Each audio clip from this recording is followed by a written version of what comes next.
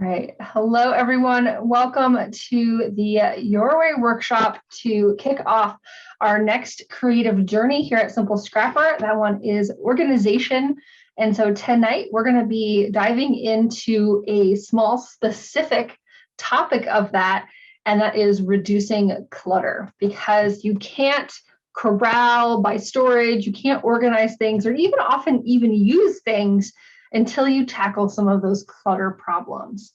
And so tonight, what we're going to do is we're going to go into 3 different rounds of breakout groups to tackle 3 big important questions to illuminate what we all could be doing a little bit better about our clutter. And I know there's going to be so many helpful tips shared tonight. If you are joining us for the first time, or you're watching the recording for the first time, this first portion, as well as our ending large group conversation, will be recorded, but all of the small group conversations are not. So that's your safe space to participate. And I hope you participate again in the future with us, because that's really where the best stuff happens, is in those small groups of 3 to 5 scrapbookers all together. So each group will be about 10 minutes. We're also going to do one icebreaker round just to get the conversation flowing. We find that sometimes, it takes a little bit, but once you open those floodgates of just chatting about scrapbooking, the conversation on the specific topics is a little bit easier. And I want to encourage you to share generously inside of your group, because this is your opportunity to learn from others and have others learn from you. And at the same time, I want you to stay open to new ideas, because we have a large diversity of age ranges, backgrounds, locations, experience with scrapbooking. We have digital scrapbookers and paper scrapbookers and those who do all kinds of hybrid things, every type of memory keeper here. And there's always something that we can learn from someone else. I did post the agenda in the box, but I will put that in there again for those who just joined us. We'll be following that pretty closely tonight. This will last 90 minutes so that we do have plenty of time for those conversations, and particularly so we don't have to cut off the ending conversation. We did this so long for 1 hour and found that we continually went over, so we're just planning for that 90 minutes. All right, our questions tonight. They're a little bit longer than normal because I think this is a definitely more nuanced topic, and I really wanted to make sure we can get some really useful responses. So number 1, before you can reduce clutter, it's important to understand it. Take a look around in your space, wherever you are, and it doesn't even have to be a scrapbooking space, and note what you observe without judgment. Look for trends. You're thinking about your behaviors, your family members' behaviors, the types of organization that you have, the types of clutter you have, and you're just kind of making observations. You can jot notes down if you like, with no judgment. Nothing's good or bad. You're just trying to understand the situation. And in your group, you can even, point to stuff in somebody's background and have conversations about what you're noticing. Number 2, clutter can stem from items which do not have homes. I know this is a big problem that I have. What is one category that you need to create a home for, and how do others store that type of item? I think we're really going to have some good back and forth conversation on that one. Once we start gaining more of an awareness of what is the clutter and what is, a homeless item in our space, whether it's life clutter getting in the way of our scrapbooking, or it's scrapbooking clutter getting in the way of the rest of our scrapbook supplies. Once we can designate homes, things get a little bit easier. And then finally, deferred decisions also contribute to clutter. If you are like me and you sometimes put everything in a bin or a box or a bag to sort later, those are deferred decisions. And the more that you can acknowledge that you do that, the more you can prevent that and deal with the struggle later of having to then sort that box. So what kind of decisions do you typically defer, and why do you think that is? This is probably the hardest question, but perhaps could be the one that's the most transformative for adjusting your behavior so that you can head it off at the pass and not do those things anymore. And these questions come 100% from my own experiences and my own behavior. So I'm right there with you in trying to give items homes and stop deferring those decisions till later. So just know that There's no right or wrong answers here. We're all in this boat together. All right, before we jump into the first breakout group, does anyone have any questions?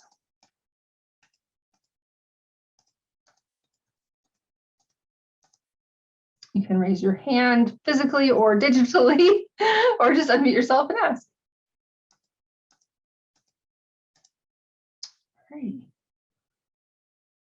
Okay, so icebreaker question. What's exciting you right now in scrapbooking? We ask this every single week inside of our membership, as well as every week on the podcast. So you may have already been thinking about that, but just one little thing that's really just floating your boat right now in your scrapbooking hobby.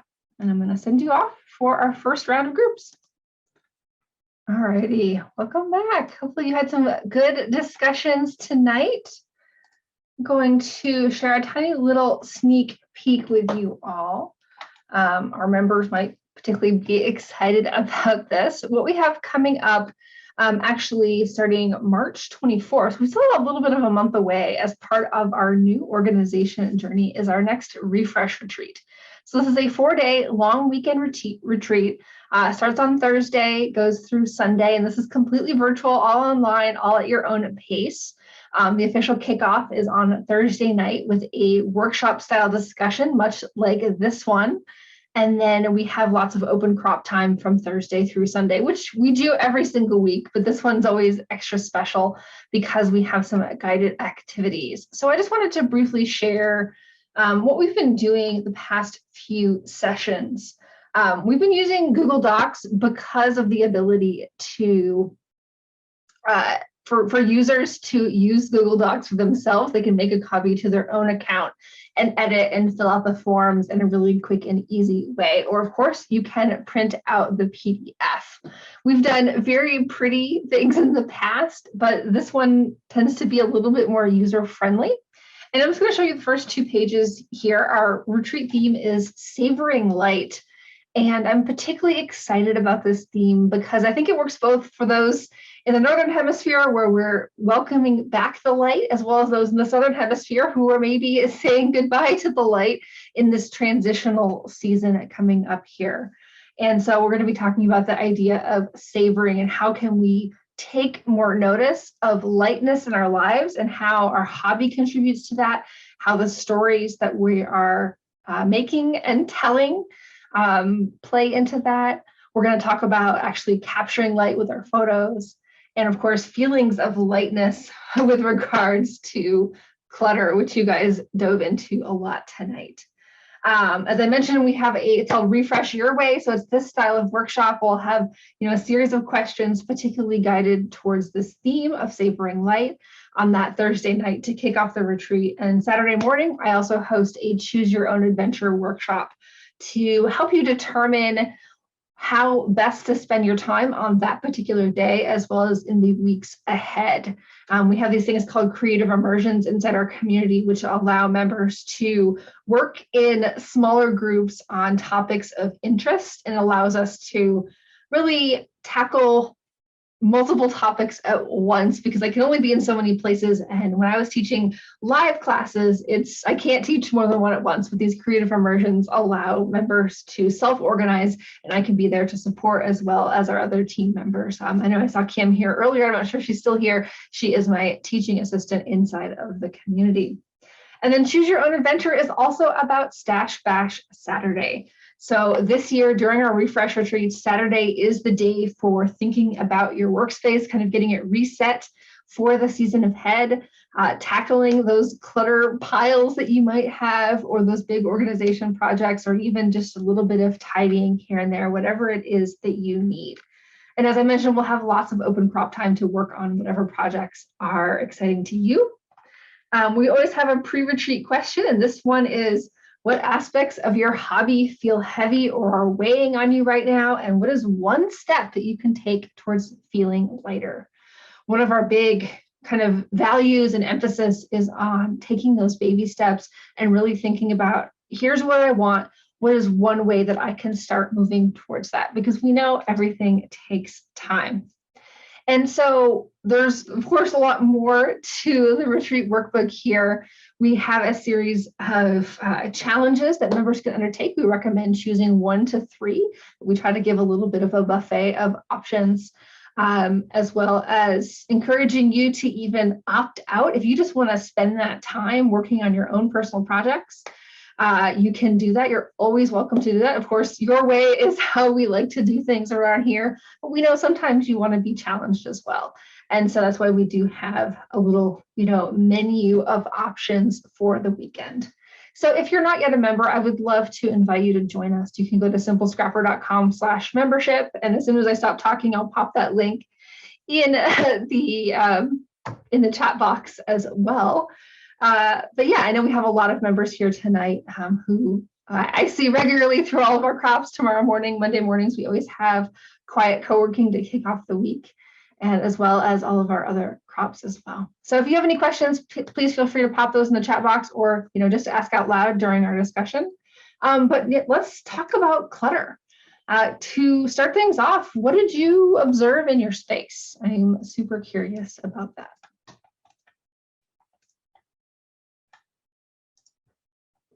You can use the raise hand feature and I can call on you. You can physically raise your hand. Hopefully I'll be able to see you here.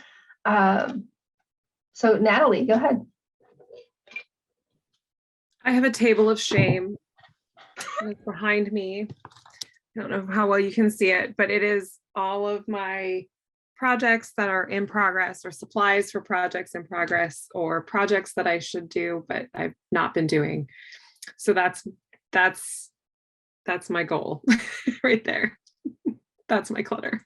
I totally understand. I have a couple piles of shame over here on the floor. So, but I think we need to we need to maybe start reframing our mindset around them and noting that these are opportunities for us to learn more about ourselves and make different decisions going forward.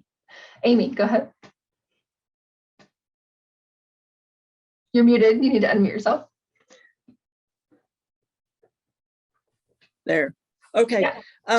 I was talking that I have, I get these great project or story ideas and print my photos. So I have probably 10 or 15 stacks of photos that I've printed to tell the story, but I have not actually done it yet.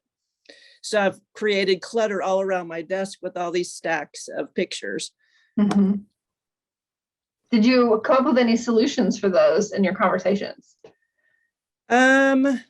Yes, actually, Kim suggested, she was saying, go ahead and maybe get the Pocket page and put the photos in. And because I'm subscribed to the Story Kit and Stories by the Month with Allie, that she said, like, even pick, maybe pick some things to go with them as well.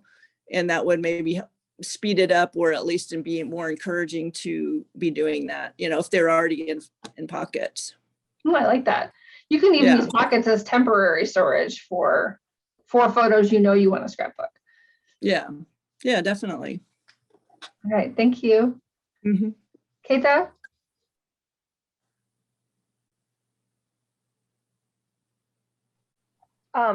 First of all, Natalie, I have a table of shame too, but I'm enjoying watching the reframing that's coming across the bottom of the screen as Pile of possibilities, yes. Pile of possibilities. And by the way, it's my thing, not for the next journey, but it's my thing for Lent. I'm going to fix or repair something on that pile daily for Lent, and hopefully do some clutter busting that way. Nice. One of the things I notice is that decision making seems to be so very hard when we're talking about declutter, particularly with sentimental things, but even things that are not necessarily sentimental. One of my problems is with clothing. Mm-hmm. I have too much. I have things I know I will never wear again. Thanks to COVID, I have things I will probably never fit into again. And it's still so hard. And my husband hasn't been active duty Army for more than a decade, and I still have formal gowns. Who has formal gowns if they're not in the Army? It's ridiculous. They gotta go. I think as crafters, we also have clutter of possibilities. Like we think, oh, I could use that for something. Or so if you have little kids, like, oh, maybe the kids can use that for something. And then you end up with a giant closet of stuff that they ignore while they're on their iPads. So thank you. Yeah, I know. I think we all have things like that. Wendy says, oh yes, so many things. All right, items that do not have homes. What insights did you glean from that? What do you have that's homeless?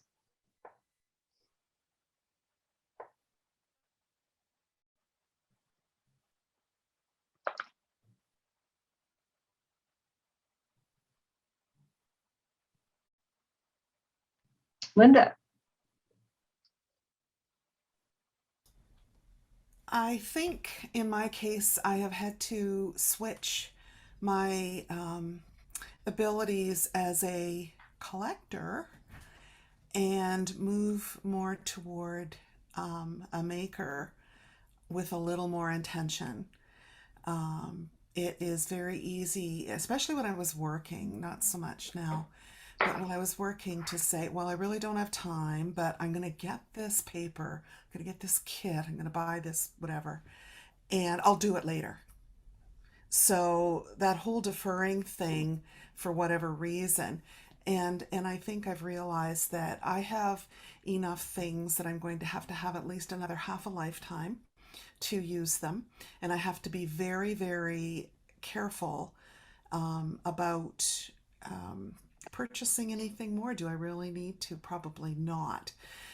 Between that and switching to digital so that if I do purchase stuff, it's not taking up physical space, except on a hard drive. And just, kind of the awareness, I think. And that happened when I was moving stuff from where I was scrapbooking up into my sewing room, because I really want everything sort of in the same space, because then I can really see just what I'm dealing with. So it's the shift, the mental shift, and I don't feel guilty about it because it was a lot of fun getting it. But I don't really want to curate a collection. I want to make some scrapbooks. I love how you phrase that. Claire.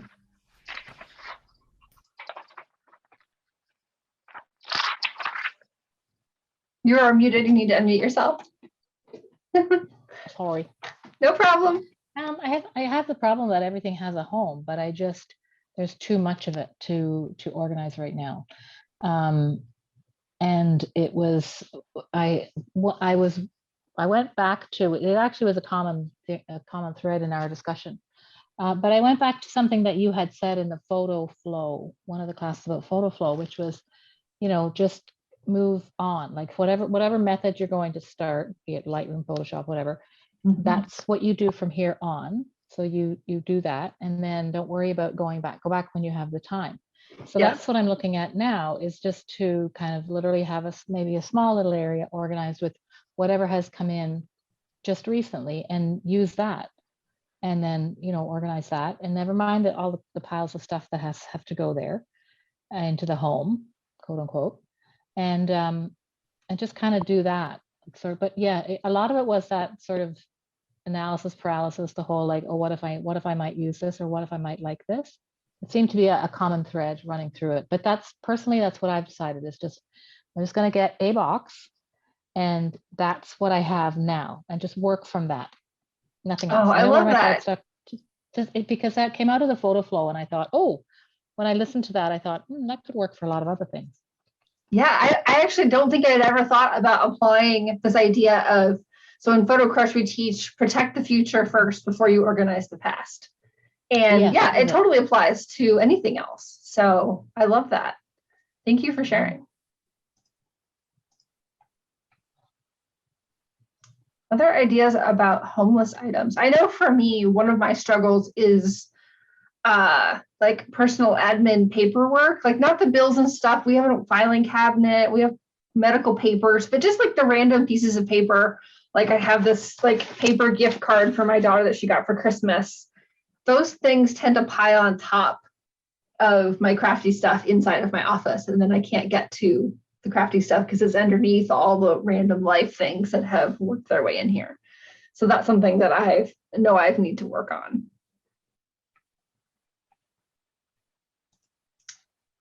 All right, what about deferred decisions? Who else grabs a basket or a box or a bag and clears off an island or a kitchen table when you need to get ready for something? And with a promise to yourself that you go back through that later. I see some raised hands here. Alyssa, what are you gonna say? In a lot of our groups, we talked about ephemera. And especially in terms of deferred decision, like people are like, oh, I want to save this. I know it's great, but I don't know where to put it, or we don't have a good system. And so, we talked about using iris cases or having the files, especially for school kids' paper, or under the bed boxes and going through them once a year. I think the biggest thing is just to figure out what system you want to use for your ephemera. But that, and across several of my groups, we talked a lot about ephemera, and then it stacks up and we don't want to lose it, but we don't know where to put it. So I think in that same vein, sometimes donate items can be similar, where you're like, oh, I want to donate that, so you don't want to put it back away, but you don't have a designated box or location for items you want to donate or otherwise give away. So sometimes it just needs to be a physical space. It doesn't even need to be organized. It just needs to be, okay, this is the box where it goes. Caroline.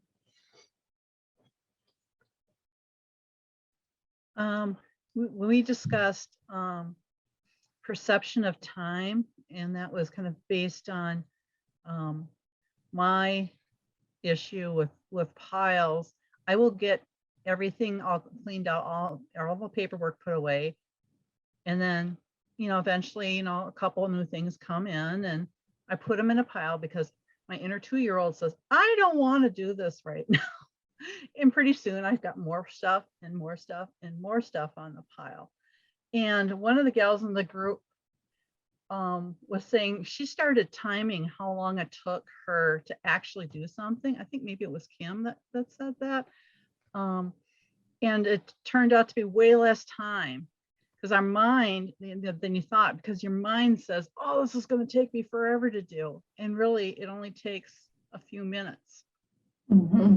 So you got to get past your inner 2-year-old who wants to throw a tantrum. I don't want to, I'm doing something else. I timed myself to load the dishwasher a couple times, and it usually was like less than a minute sometimes 2 minutes. But I always make it up to be this like, oh, I don't want to load the dishwasher because that's my inner 2-year-old tacit that I hate. So Rhonda says I always chase scrapbook squirrels. Rebecca says, what if I'm an outer 2-year-old? Well, welcome to the club. You're in the right place. We will all work through this together. All right, other insights about your clutter. Anybody clutter free finally got there? Have any great words of wisdom to share, or at least clutter light?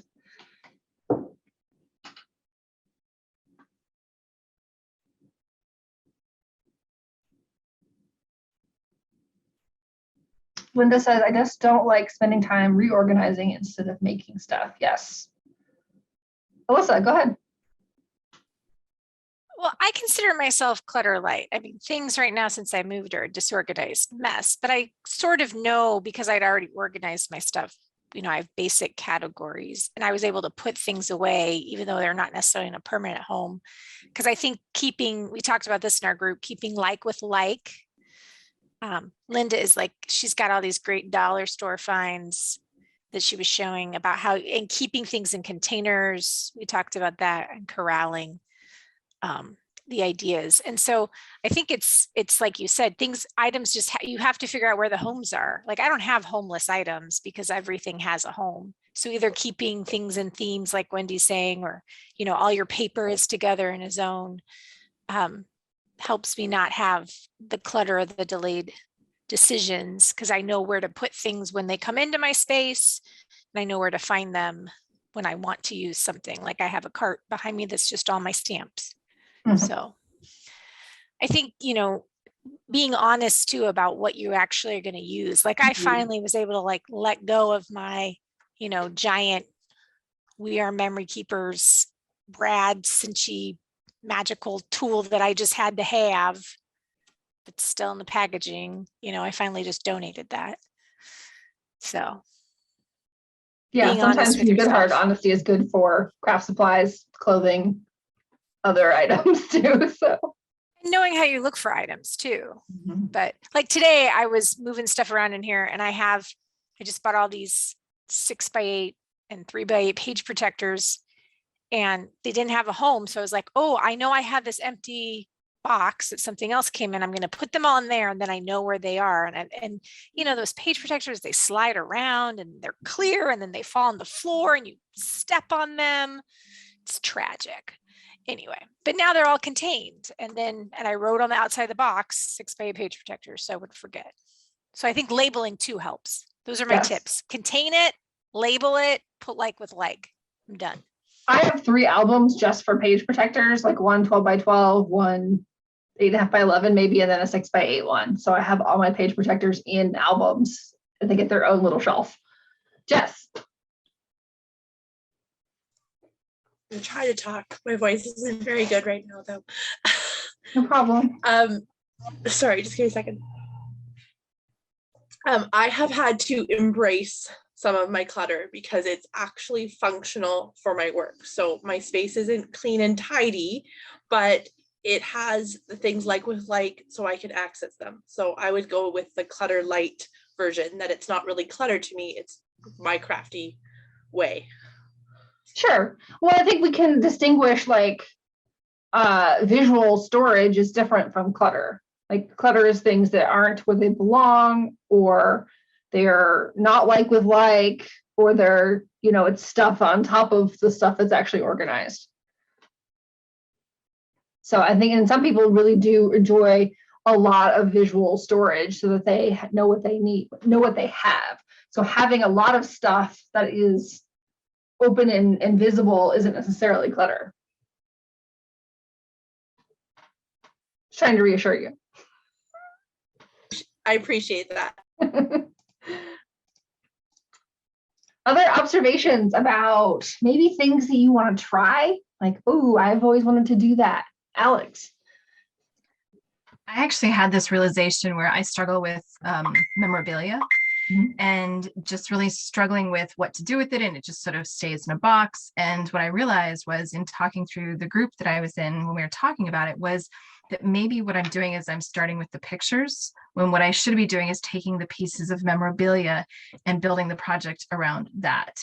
Because oftentimes I take the memorabilia and I lose it, or I forget about it and then I make the page and then I'm like, well, great, now I don't have that piece of memorabilia, but instead is sort of flipping it and starting with the memorabilia to create the page instead of, and not always doing that because not every page has a piece of memorabilia that goes with it, but with the pieces of memorabilia, that my structure or my process is to start with that and build the page from that. So anyway, that was just sort of an enlightening idea that I think from now on, I'm going to start moving forward doing that. And hopefully that eliminates some of my clutter when it comes to memorabilia, because I think I'll be much more encouraged to start with the memorabilia that way, if that makes sense. Yeah, I think it's also just a fun kind of creative twist and a challenge too, to figure out, okay, how do I want to incorporate this? Because it's really important to me to get this documented, kept, so that I don't lose track of it and I find it at the bottom of a drawer someday. So right. Yeah. Awesome, Alex. Other insights. Rhonda says, do what works for you. Martha Stewart is not coming to your house. The scrap police are not coming. Marie Kondo is not coming. And then Karen says, if they arrived at her home, she would put them to work for sure. I love that.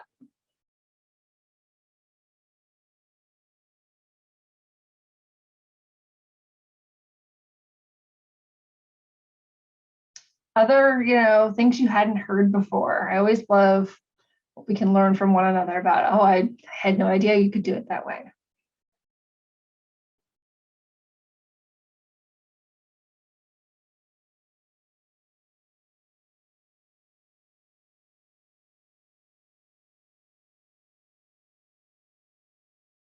Rebecca, go ahead. In a couple of groups, I got great ideas for corralling my punches in some way other than in a bag that I have to rummage through. And so I wanted to share, I believe it was Alyssa said that she uses towel racks and just kind of like props them on there so you can see the shapes you have. Nice. And then was it Sue, I think, was mentioning that she has something called a cropper hopper thingy that's like a shoe. It looks like a shoe holder that you put your punches in so you can see them, but they're kind of, it's like over the door rack. Oh, I've seen those, yeah. I just wanted to share that because it was helpful to me. Yeah, I actually have one of those, like just the plastic shoe ones, like inside my closet that holds my daughter's like pencils and erasers and markers and all that stuff. So it's pretty handy. She's had mixed success putting it back, but she can always find things, which is good enough for me. So, Edie. Ronit, and I hope I'm getting her name right, but she said that her craft room is a workroom and not a storage room. And when I thought of that, I immediately saw a drawer that I'm just storing stuff in just in case I need it one day. And I just thought that was just pretty eye-opening when she put it that way. That's awesome. I think, yeah, when you just change your perspective on how you want to use a space, it's not quite like fake it till you make it, but if you want to operate how you want to be in the future, then the rest will have to come along with you. Yes. So I like that.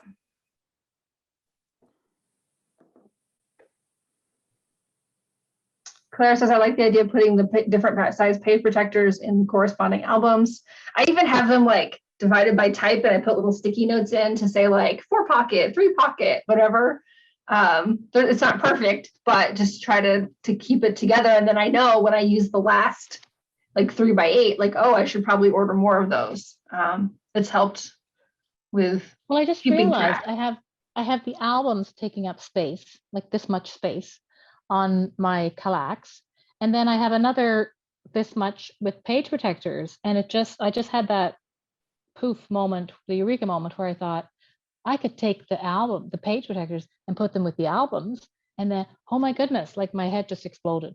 Instead of it taking up, 12 inches of space, it's going to take up 6 because the page protectors are in the dang gum albums. Like,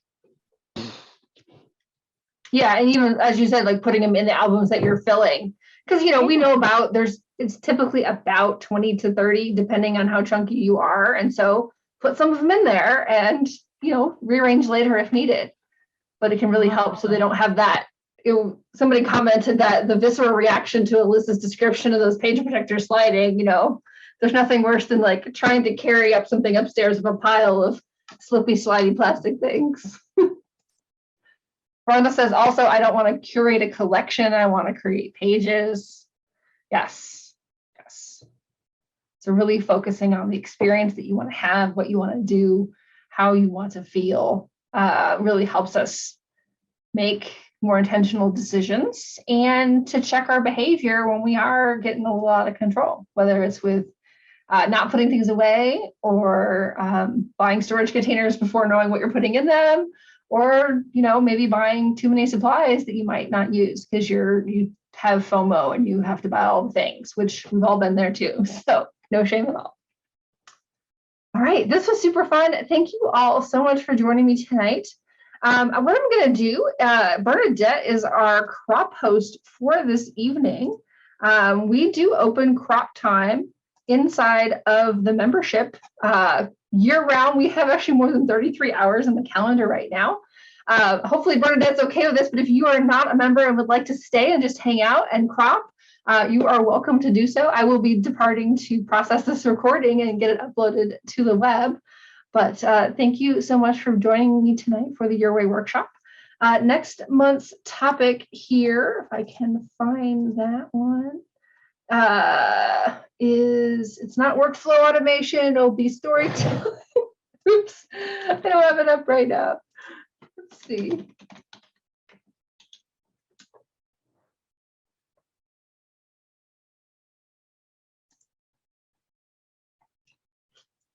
Telling your story. There we go. I knew it was storytelling something. So really focusing on your particular story, whether it's telling your story from the past, the story of your present, or thinking about how you want to document you going forward, maybe changing from, I love that idea of thinking about from here forward. I want to maybe take more selfies.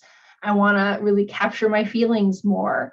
Whether those get documented in traditional scrapbooks or you want to just do more journaling to get in touch with those feelings. So we'll be having some good conversations next time on April 20th to kick off our storytelling journey. But for now, we are diving into organization for the next 2 months for March and April. And so I hope to see you all again soon.